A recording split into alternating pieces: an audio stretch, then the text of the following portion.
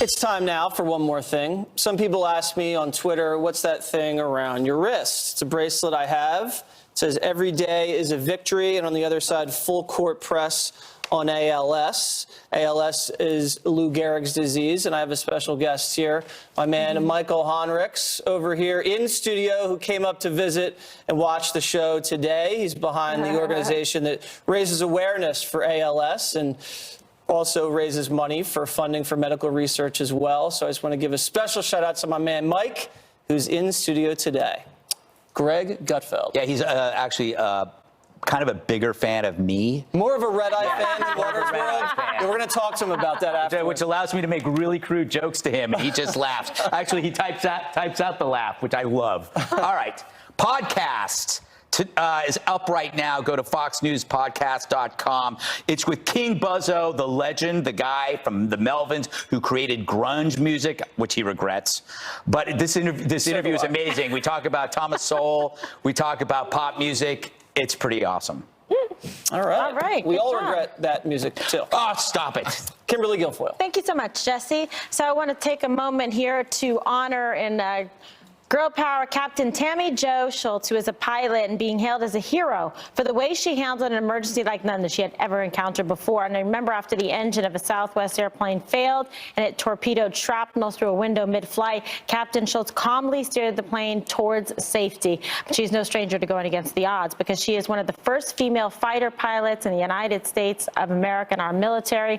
And a classmate of Schultz described her as a true pioneer who outworked her male counterparts not only for herself, but for all the women fighting for a chance. So Captain Tammy Jo Schultz, you are a true American hero and you're an inspiration to all of us. Very cool story. Bravo. Terrific. Juan Williams. So we talked about Barbara Bush's death, but you should know two other prominent people have also died.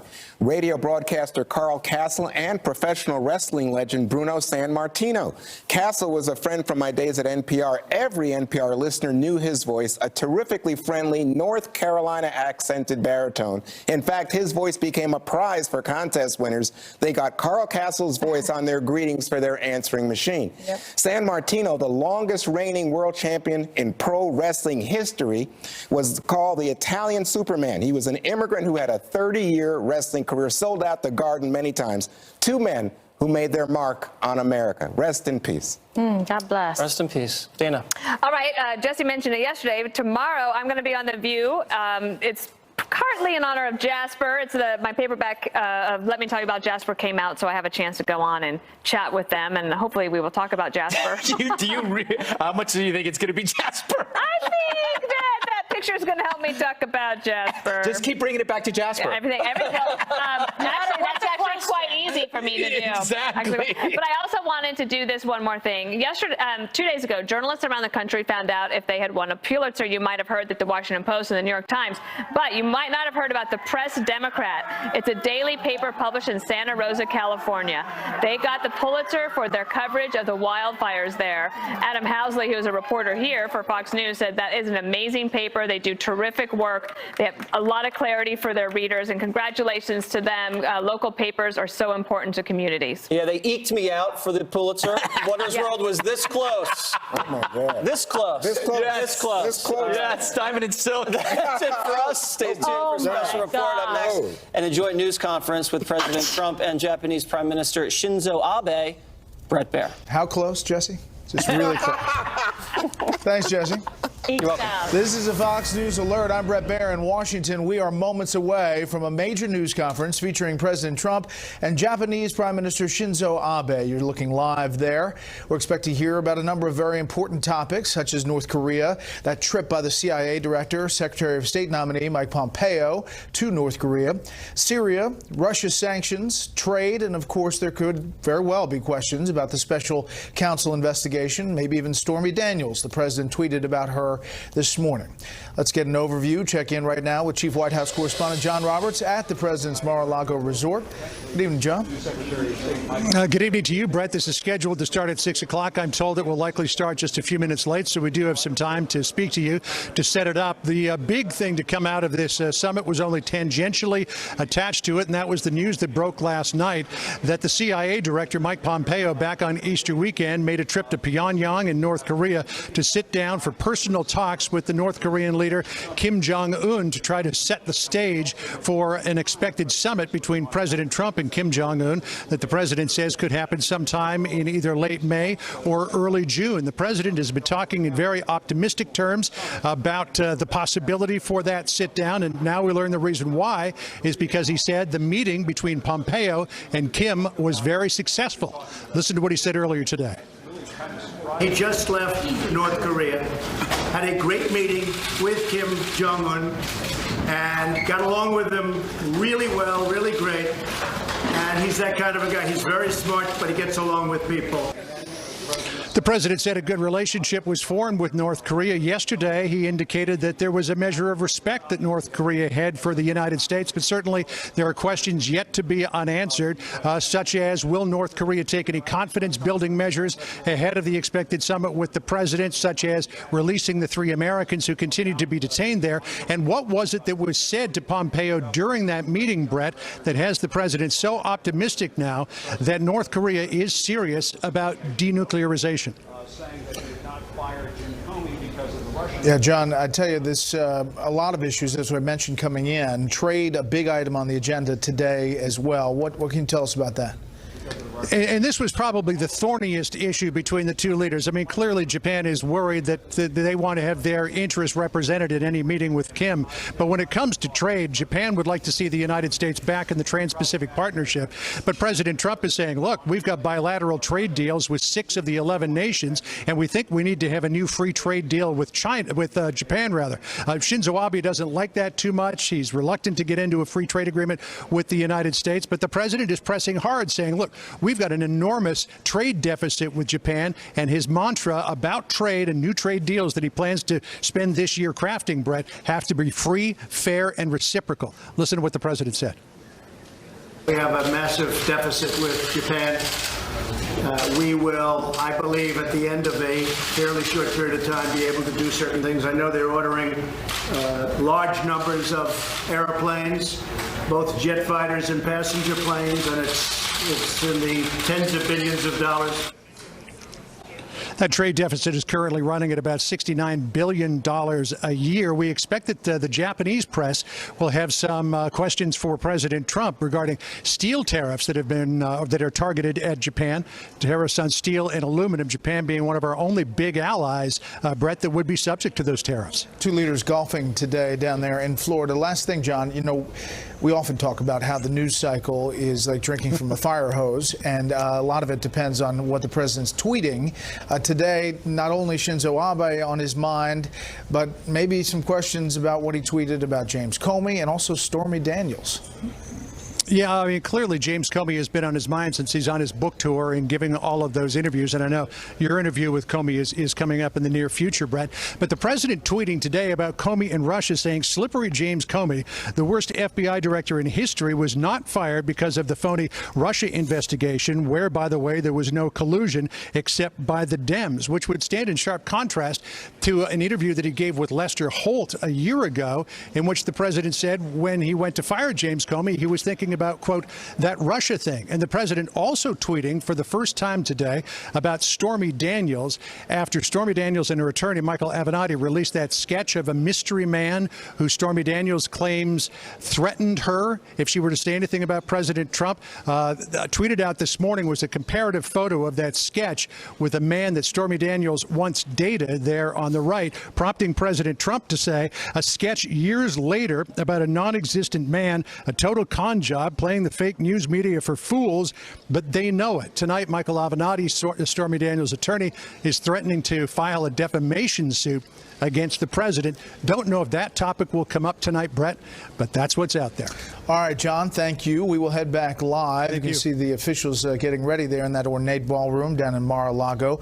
We're going to turn now, though, to update you on one of the stories we just talked about before we head back to that news conference, delayed just slightly. President Trump says preparations are proceeding for his summit with North Korean dictator Kim Jong-un. Correspondent Rich Edson is live tonight at the State Department with the latest on all of this. us. Good evening, Rich. Good evening, Bret. And as we await for more information about these North Korean discussions, perhaps to come out of this news conference, Mike Pompeo is waiting for his confirmation as the Secretary of State designate out of the U.S. Senate. That's something Republicans are pushing Democrats to do, and do soon. Director Pompeo, how was North Korea, sir? CIA Director Mike Pompeo returned this month from the most important diplomatic mission of the Trump presidency. And now President Trump is publicly leaning on one Senate Republican in public opposition to Pompeo's nomination as Secretary of State. Rand Paul is a very special guy, as far as I'm concerned. He's never let me down, and I don't think he'll let us down again. Senator Paul says he spoke with the president and, out of respect for him, agreed to meet with Pompeo. It would be a big deal for me to change my position on him. In a conference call with reporters this afternoon, Arkansas Republican Senator Tom Cotton predicted the Senate would confirm Pompeo next week. He argues it would send a very bad sign ahead of the president's summit with Kim Jong-un if Senate Democrats rejected his confirmation. Republicans say they're targeting Senate Democrats from Republican-leaning states and argue Pompeo, with his meeting in North Korea with Kim Jong-un, is already leading American diplomacy, speaking for the president, essentially acting as Secretary of State.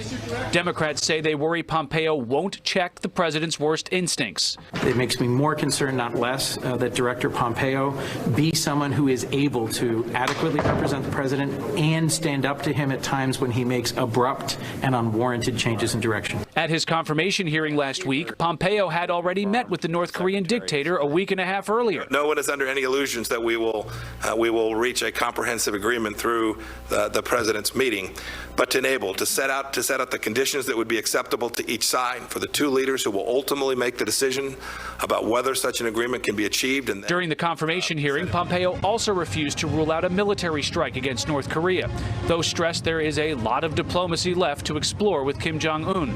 He also stressed the U.S. is not looking to overthrow him. What is unknown about the president's summit with Kim Jong-un is where, when, and what Kim Jong-un may be willing to surrender, and what the United States is willing to give in return. Bret? Rich Edson live at the State Department. Rich, thanks. As we look live down there at Mar-a-Lago, awaiting any moment the president and the Prime Minister of Japan to come to the ornate ballroom where the reporters are gathered. Officials are starting to come in. Let's bring in our panel early. Jonathan Swan, national political reporter for Axios. A.B. Stoddard, associate editor at Real Clear Politics and host of No Labels Radio on Sirius XM. And Molly Hemingway, senior editor at The Federalist. A lot to cover here, Jonathan. The main things, really, what we just talked about, North Korea and what's coming up, especially standing alongside the Japanese Prime Minister. Right, and the Japanese are anxious about this. They not only, we talk a lot about intercontinental ballistic missiles here in the United States. They're worried about some short-range missiles. This is really in their neighborhood. It's an existential threat right in their neighborhood. So Abe, there was a lot of communication, I'm told, from sources on both sides that was not really being translated necessarily through the NSC to the president. He wanted to get in front of the president and have a direct conversation with him. The other thing we may find out about, AB, is the disconnect between whether sanctions were moving forward against Russia and what happened with Nikki Haley, the U.S. ambassador to the UN, as she kind of announced these sanctions were coming, the back and forth that she doesn't get confused, and the reporting that the policy changed, essentially, from Sunday to Monday. Well, there's reporting out late today that says that the embassy here was assured Sunday that there were no new sanctions coming. So yeah, that would be we confirmed after that today. So that would be after her going on a show and saying that they were coming. So she must have found out later from that the policy had changed, maybe into Monday. And we all know that Larry Kudlow said something that he apologized for later. And that she was confused, and she says... Well, he didn't say she was confused. I want to give him the benefit of the doubt here. He said there must have been some momentary confusion, but he never said she must have been confused. And then she just said, of course, I don't get confused. The policy changed, and they don't want to say that it changed, so they're trying to blame some confusion. But it is going to, it's created a lot of tension. That's the kind of tension of the same theme over Russia and decisions about Russia policy that has existed in the past. And we'll see how he answers the question. We're moments away here, Molly. Your thoughts? Well, I think this time with Abe is very interesting. Really, this news about Mike Pompeo being there. We had for a while now been having trouble with our back channel communications. To actually have Mike Pompeo over there speaking face to face is a huge development, and one that, just like we were talking with other people who might have miscommunications, it can really help. Looks like we've got the whole enchilada on the table. Denuclearization, a peace treaty, normalized relations. I mean, this is really big stuff. Hey, Jonathan, you can't overstate the importance of that meeting. This is the first U.S. official to meet face-to-face, to go to North Korea, really in decades. And it's really setting the table for what they think they can get. And it also shows, again, reinforces how much Donald Trump trusts Mike Pompeo. You know, you could never imagine him sending Rex Tillerson for a meeting like that. It was Pompeo, and, you know, I'm not going to speculate about how this leak came out, but I'll just say it's a very convenient leak for them, because it really puts pressure on Democrats on the Hill, particularly the red state Democrats, to confirm him. He's in a very tough confirmation fight, and they're all saying, everyone, the whole choir today is saying, you know what, he's doing this most sensitive diplomacy, the most high-stakes negotiation, and you need to confirm him through the Senate. So I think a lot of things are coming together here. Is that a done deal? I mean, Rand Paul was still a question mark about Pompeo. He met with Pompeo today up on the Hill. What about the nose counting there? Well, Senator Mike Lee is on board, and I think that they believe that they have everyone but Rand Paul on the Republican side. I think that what Jonathan's talking about is going to lead to at least 1 or 2 votes from Democrats up in states Trump won. I think it's really hard to make the case against Mike Pompeo. You know, you can say... They already voted for him, right? Yeah, I mean, and especially, there will be a lot of criticism of him acting as Secretary of State and going over to meet with Kim Jong-un. He could have been acting as CIA director, too.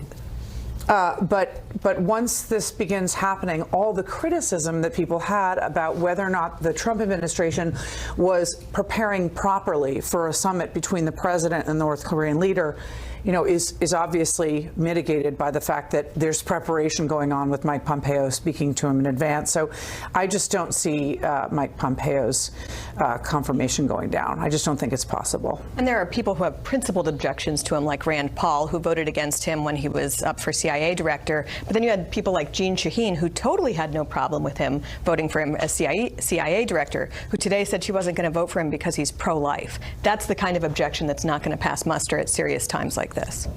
There are so many things going on, and now you have a new national security advisor in John Bolton, who we see is now sitting down in the room there, waiting for the leaders, President Trump and the Japanese Prime Minister, to come in. Is there a sense inside, Jonathan, that that he has his feet under him, that Bolton is kind of running the NSC show like he wants to? Yeah, and well, firstly, absolutely, but he's going to change that NSC fundamentally. I mean, there were lists of people that that he was considering getting rid of. A lot of those people are already either out or on their way out. He's going to bring his own people in, and it's going to be a very different dynamic. The president has empowered him to put his own people in there, in some cases over John Kelly's objections. John Kelly wanted a guy called Ricky Waddell to actually replace McMaster as the National Security Advisor. Not only did that not happen, but he's now off the National Security Council. Bolton knows how to work a bureaucracy. He knows how to get things done inside a bureaucracy. He's done it before, and he's going to be a much more formidable National Security Advisor than H.R. McMaster was. We should point out Vice President Pence and his wife walking into the ballroom there, as well as the First Lady, Melania Trump. We heard today officially that Mrs. Trump is going to be attending the funeral of Barbara Bush, who died at the age of 92. That funeral Saturday. Right now, we don't think that the president is going to attend that, but we do know that Melania Trump, the First Lady, will be there. As we look live, we expect these leaders to come out. Other questions could be about the special counsel investigation and all the things he's been weighing in on James Comey. You know, we've seen this president. It's very transparent, the most transparent of any president, because we know what he's thinking by his tweets as he's now walking out with the Japanese Prime Minister, finishing a golf round this afternoon down there. Second time they've played golf together. President Trump and the Japanese Prime Minister Shinzo Abe. Thank you very much. I want to begin today by expressing my deep condolences to the entire Bush family on the passing of former First Lady Barbara Bush, a wonderful, wonderful person. For decades, Barbara was a titan in American life. Her presence and character were engraved into America's identity. Her strength and toughness really embodied the spirit of our country, and her warmth and devotion earned the admiration of an entire nation and indeed the entire world. She was a tireless champion for literacy. She was a fierce advocate for the American family, and she was a woman of proud patriotism and profound faith. Our hearts are saddened by her passing, but our spirits are lifted by the memories of her goodness and her grace.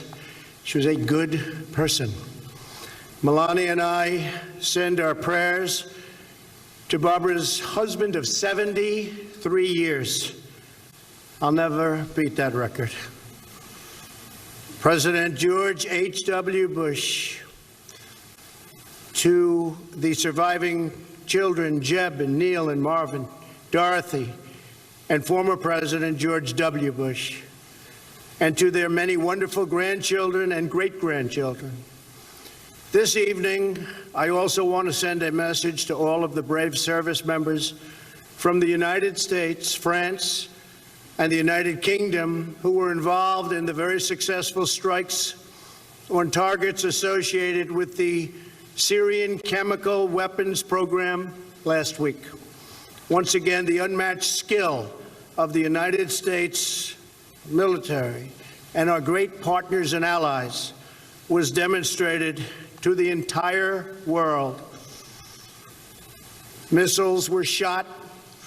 They tried to knock them down. They weren't in the least successful. They hit none. The purpose of our strike was to establish a strong deterrent against the use of banned chemical weapons. Civilized nations must join together to prevent the horrors of chemical warfare and, in fact, warfare. And I think our allies really were absolutely world-class, wonderful. We thank them for their support. Today, I'm thrilled to be joined by my good friend, Prime Minister Abe of Japan. Highly respected gentleman. Prime Minister Melania and I are honored to host you and Mrs. Abe once again at Mar-a-Lago. We're grateful for the tremendous hospitality you showed us during our visit to your country last fall. It was a true privilege to be welcomed to the magnificent land of Japan, or, as I've heard all my life, the land of the rising sun. It's true. So great. During our visit to Asia in November, we had tremendous success enlisting support for our campaign of maximum pressure on the North Korean regime. As you know, I will be meeting with Kim Jong-un in the coming weeks to discuss the denuclearization of the Korean Peninsula. Hopefully that meeting will be a great success, and we're looking forward to it. It would be a tremendous thing for North Korea and a tremendous thing for the world.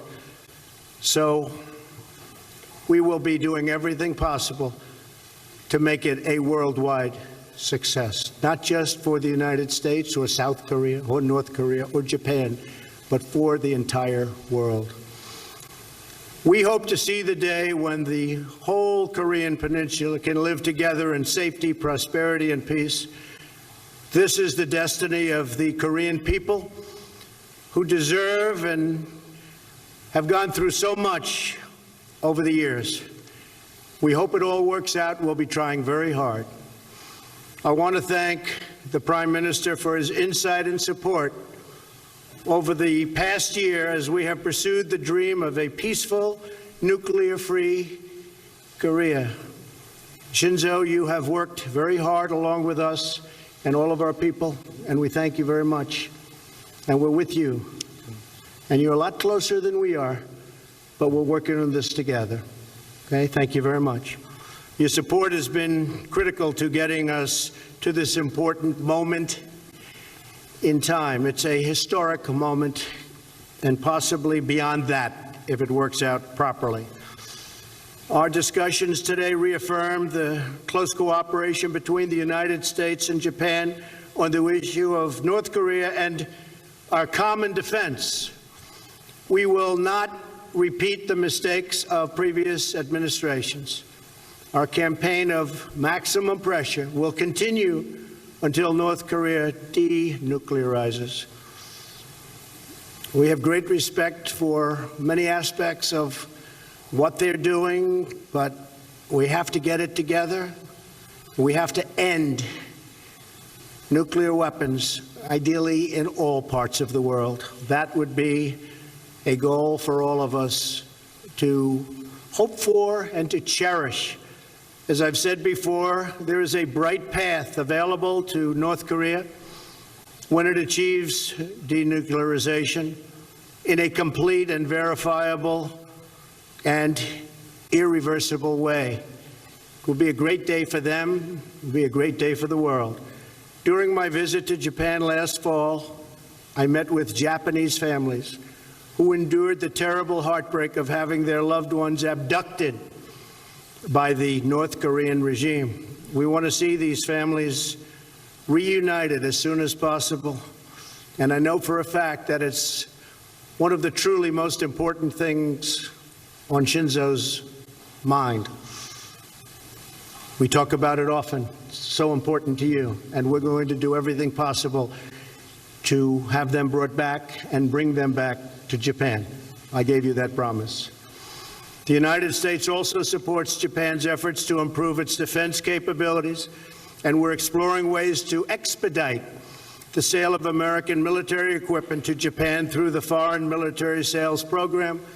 We've stepped up our effort not only with respect to Japan but other allies, that when they order military equipment from us, we will get it taken care of and they will get their equipment rapidly. It would be, in some cases, years before orders would take place because of bureaucracy with Department of Defense, State Department. We are short-circuiting that. It's now going to be a matter of days. If they're our allies, we are going to help them get this very important, great military equipment. And nobody makes it like the United States. It's the best in the world by far. We're also working to improve our economic partnership by reducing our trade imbalance and removing barriers to U.S. exports. The United States is committed to free, fair, and reciprocal, very important word, trade. And we're committed to pursuing a bilateral trading relationship that benefits both of our great countries. Prime Minister Abe and I have agreed to intensify our trade and investment consultations. Ambassador Lighthizer, who is with us today, will take the lead for the United States. These past 2 days have been extremely productive. The friendship between Japan and the United States has never been closer.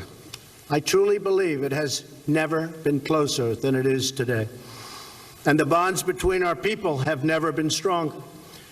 In the months ahead, we will rely on this great friendship as we face an array of old challenges and new opportunities, and we will face them together. We will work closely on trade. We will do something having to do with the imbalance that frankly should have been done for years and years and years. Mr. Prime Minister, I want to thank you again for traveling to Mar-a-Lago for these important discussions and meetings.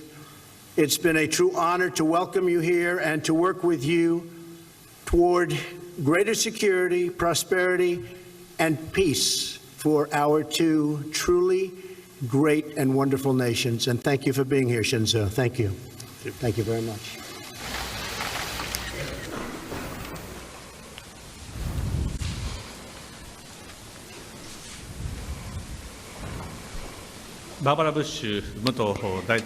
Mrs. Barbara Bush, the former First Lady, she has passed away. On representing the Japanese people, I would like to express my condolences to former President Bush and to all the family members. We express our heartfelt condolences. The infinitely blue sky, refreshing and soothing sea breeze. It was a great pleasure to be invited once again to this beautiful Mar-a-Lago and in a relaxed atmosphere to spend significant length of time with President Trump to engage in fruitful discussion in a frank and straightforward manner. About a year ago at this place, at the very moment I was at dinner with President Trump, North Korea dared to launch ballistic missiles. It is absolutely intolerable. Immediately after I said so, President Trump stepped forward in front of the camera, though it was not planned, and made one following comment: the U.S. is with our ally Japan 100%. The President sent out a message of powerful commitment to the world.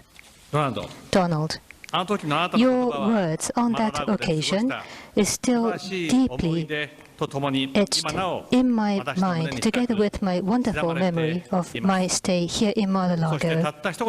With one single comment, you demonstrated the superbly strong Japan-US alliance, which has a history of longer than half a century, and I once again express my deepest respect for your remarkable leadership. A year or so has passed since then. The situation surrounding North Korea, due to the decisive decision by President Trump on the first ever US-North Korea summit, is at a historical turning point.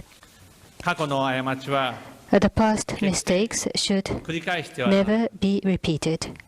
On this point, President Trump and I were in full agreement. On the occasion of the 1994 Framework Agreement or the 2005 Six-Party Talks Agreement, North Korea committed to abandon nuclear weapons development, but those promises were broken.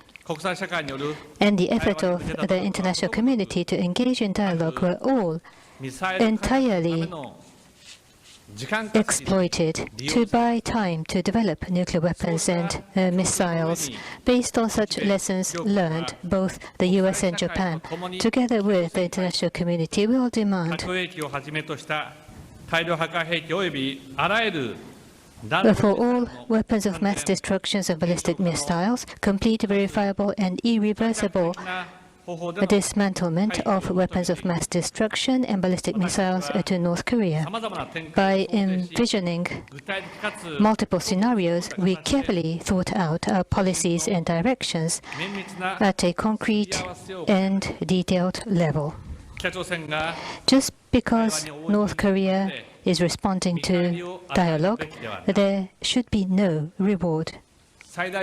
Maximum pressure should be maintained, and actual implementation of concrete actions towards denuclearization will be demanded. This firm policy has once again been completely shared between us. On this occasion, we also agreed to continue our effort towards the early resolution of the top priority matter of abduction. Just now, President Trump, on this spot here, has mentioned towards the return of the abductees, maximum effort will be made. The clear promise just made here. We are deeply encouraged, Donald. Half a year ago, when you visited our country, you listened intently to each and every family members of the abductees. You listened carefully and kindly said you would like to help. Your image on that occasion is indelibly etched in the eyes and minds of many of the Japanese people. Going forward, we wish to work closely with the United States, and towards the immediate return of all abductees, we are determined to strengthen our approach vis-à-vis North Korea.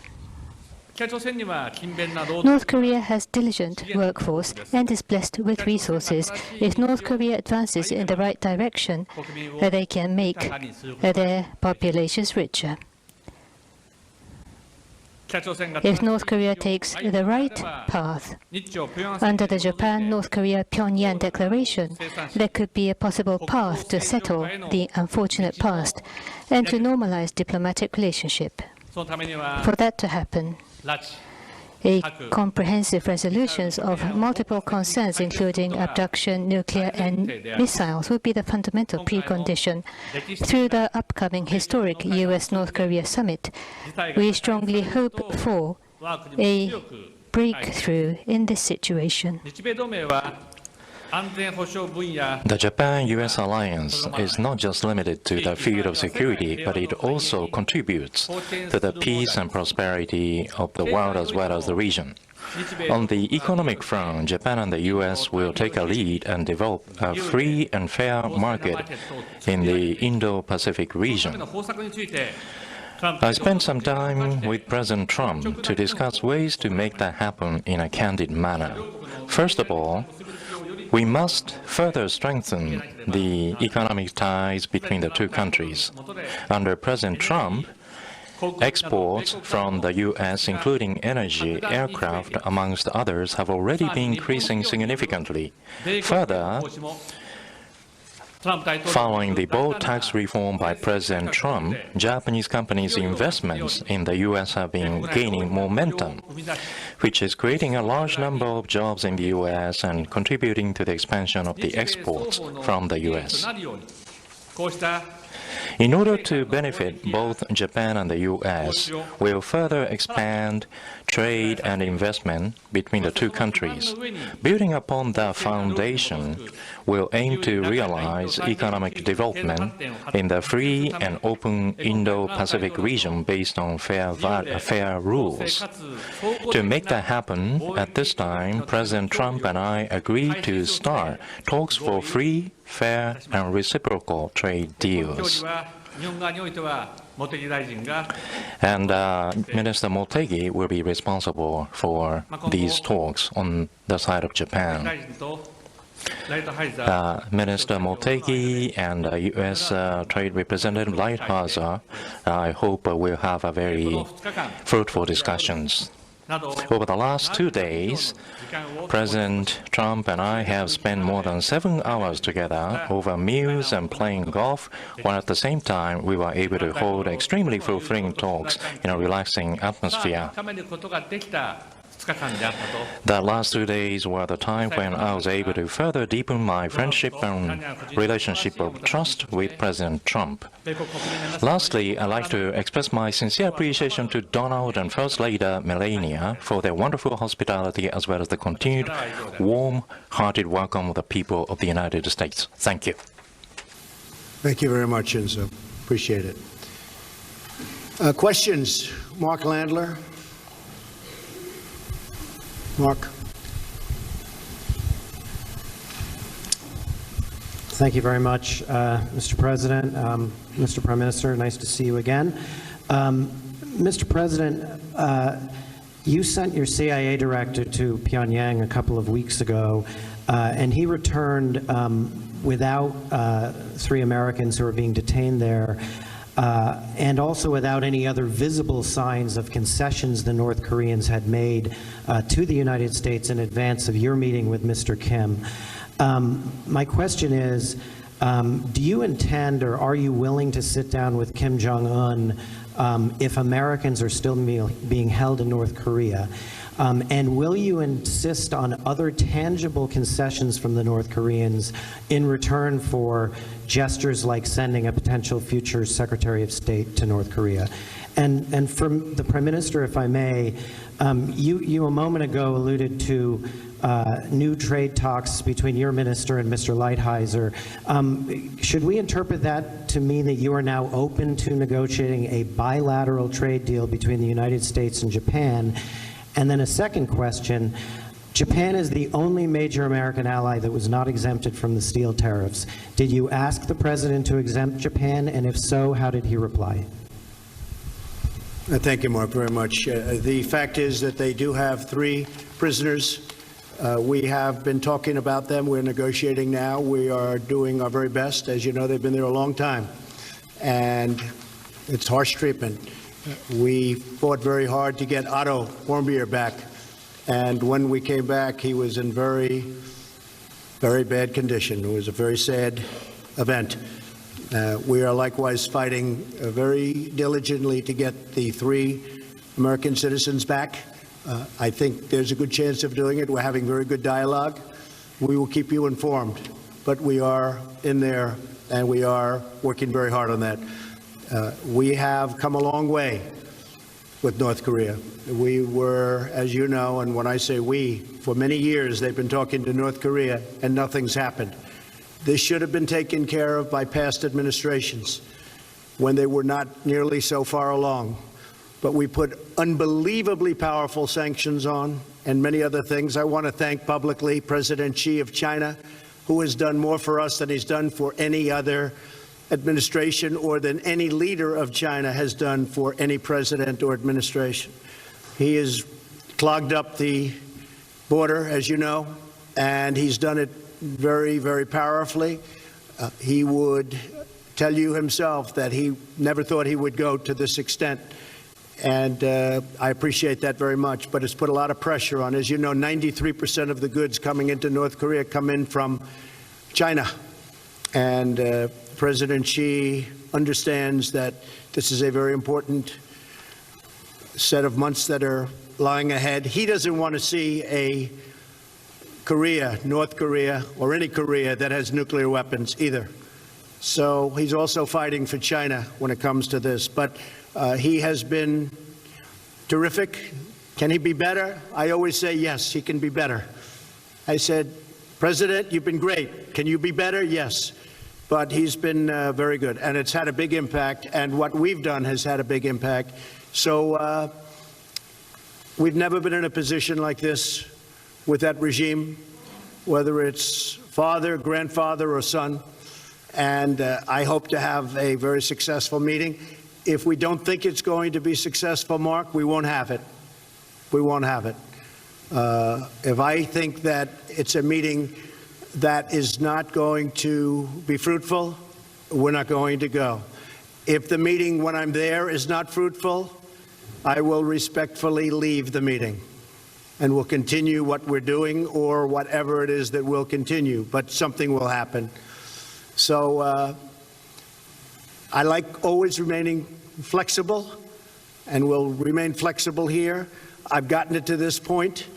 President Moon of South Korea was very generous when he said if it weren't for Donald Trump, the Olympics would have been a total failure.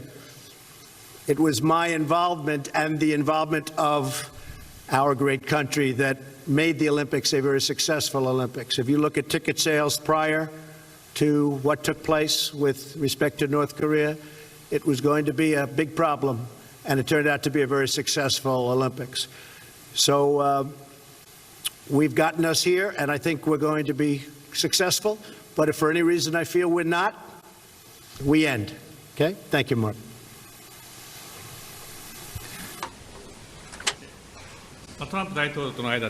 Between President Trump and myself, for benefiting both Japan and the U.S., we have expanded the investment and trade. Based on that foundation, open and fair economic development in the Indo-Pacific region, we have agreed to start talks for free, fair, and reciprocal trade deals at this time. As for Section 232, Japanese steel and aluminum would not exert any negative influence on the U.S. security. Rather, it's our position that the quality of Japanese products is high. Many of those products are difficult to be replaced with, and they are greatly contributing to the U.S. industries and employment. So recognizing that, we'd like to continue to respond to this matter going forward. I will add that the 232, having to do with aluminum and steel tariffs, 30% in one case, 25% and 10%, that it's got us to the bargaining table with many nations, and in other cases they're paying. And it's billions of dollars coming into the coffers of the United States. So they've been actually very important. If you look at what we did with solar panels, where we put 30% tariffs on, we had 32 companies opened with pretty new plants because it's a relatively new industry. Of the 32 plants, 30 were closed and 2 were not doing well. Since putting the tariffs on, the 2 are doing very well. 7 or 8 are going to be opening, and a lot more will open. Same thing with washing machines. We were, believe it or not, having washing machines dumped all over the country. We put tariffs on, and we're now opening up and expanding companies that create and make, which is actually a very big business, washing machines and dryers. So the workers of our country know what's happening. We have companies moving up from Mexico, automobile companies, and they're building new plants in Michigan and Ohio and Pennsylvania and Kentucky and expanding their plants. A lot of things are happening. Our country is doing very, very well. So, and it's going to continue. It's going to continue. A lot of great momentum. If you look at any chart, the enthusiasm for business in our country is at an all-time high. And unemployment for African American workers, for Hispanic workers, unemployment is at an all-time low. In history, in the history of our country, it's at the lowest point. If you look at unemployment for women, it's at an 18-year low. So we're very proud of our achievements. And starting now, as you see, over the last few weeks, the tax cuts are kicking in. And it's a beautiful thing to see. And people are spending money where they didn't have the money to spend previously. So we're very happy with that. Shinzo, please.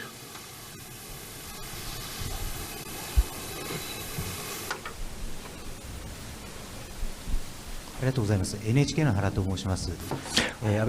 Hara of NHK. I'd like to ask questions about how to handle North Korean issues.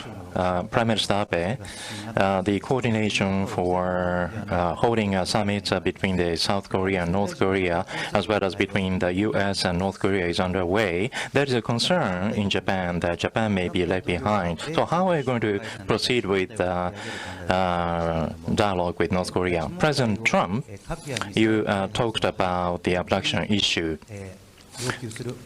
Are you going to consider the nuclear weapons disarmament the same level as abduction issue? Well, maybe I'll go first. Abduction is a very important issue for me because it's very important to your Prime Minister. I will tell you that we were having dinner last night and he started talking about abduction and how horrible it was. And his level of enthusiasm was unbelievable. And I said to him right then and there last night at the table, I said, we will work very hard on that issue and we will try and bring those folks back home. Very, very hard.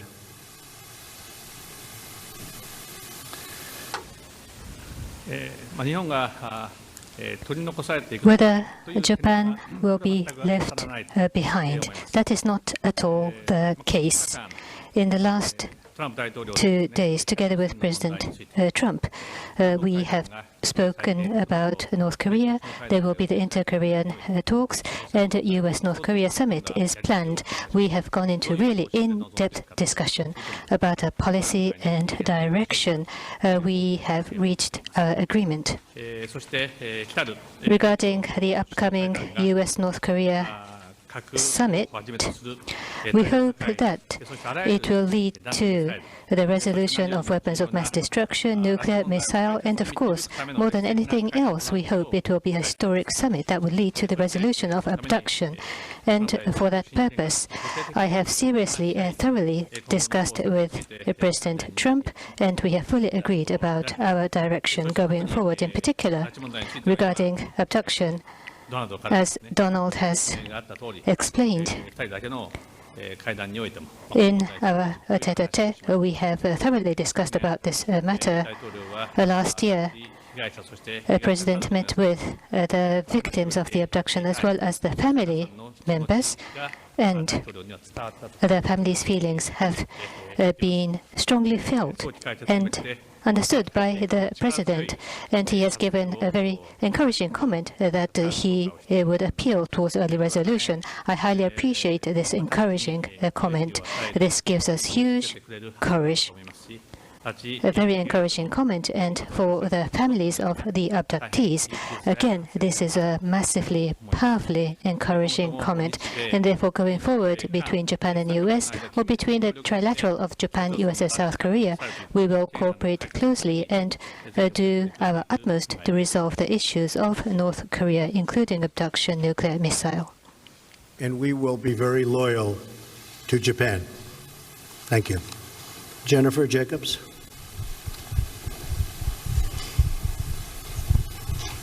Thank you, Mr. President. On the Mueller probe, have you concluded that it's not worth the political fallout to remove either Special Counsel Mueller or Deputy Attorney General Rosenstein? And Prime Minister Abe, did the President ask you to provide more funding for U.S. troops in Japan? And what agreement did you reach here in Florida on buying more military equipment from the U.S.?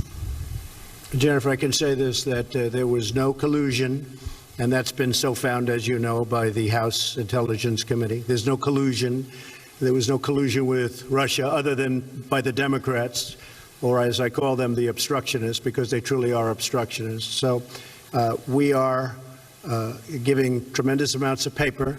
This was really a hoax created largely by the Democrats as a way of softening the blow of a loss, which is a loss that, frankly, they shouldn't have had from the standpoint that it's very easy for them. They have a tremendous advantage in the Electoral College, and this is what it is, and this is where it came from. You look at the kind of money that was paid, probably some went to Russia. You look at Podesta having a company in Russia where nothing happened and people don't talk about it. You look at the fact that their server, the DNC server, was never gotten by the FBI. Why did the FBI take it? The FBI takes what they want. They go in, they wouldn't get the server.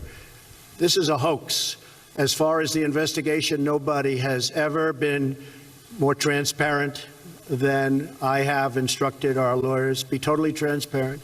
I believe we've given them 1.4 million pages of documents, if you can believe this, and haven't used, that I know of, or for the most part, presidential powers or privilege. So we are hopefully coming to the end. It is a bad thing for our country, very, very bad thing for our country.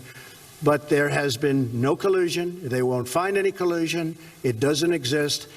As far as the two gentlemen you told me about, they've been saying, I'm going to get rid of them for the last 3 months, 4 months, 5 months, and they're still here. So we want to get the investigation over with, done with, put it behind us, and we have to get back to business with negotiating with this gentleman and plenty of others. But this gentleman is a very tough negotiator, and we have to focus on that. Thank you very much. Regarding the U.S. forces' expenses, the U.S. forces in Japan, the safety and security of Japan, and the peace and stability of the Far East is being maintained. And for the forward deployment strategy of the United States in the Asia-Pacific, in terms of the presence in Japan is very meaningful and significant. In the case of Japan, across the world, in terms of paying for the expenses, Japan accounts for the largest percentage of stationing compared to other countries, and the President understands very well.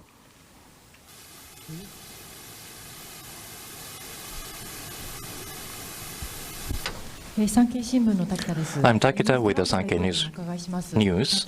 I have a question for President Trump. This is the follow-up question for 232.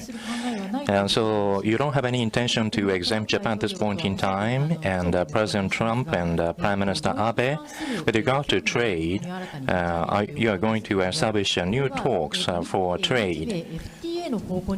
Is it going to be in the direction of FTA or TPP? So I'd like to hear the views from both of you. So this time between President Trump talks for free, fair and reciprocal trade deals to initiate that has been agreed. As for this talk, Minister Motegi and Ambassador Lighthizer, USTR, will be the representative, and Mr. Aso and Vice President Pence's U.S.-Japan economic dialogue, they will be receiving the report of these talks. As for these talks, so that it will be the interest of both of the countries, the investment and trade between the two countries will be expanded, and we are going to realize a free and open Indo-Pacific economic growth. So on the U.S. side, that they are interested in a bilateral deal, we are aware of that, but at any rate, our country's position is that TPP is the best for both of the countries, and based on that position, we shall be dealing with the talks. Thank you very much. The United States has a massive trade deficit with Japan. It's anywhere from $69 billion to $100 billion a year. That's massive by any standpoint. We are doing 232 on steel and aluminum.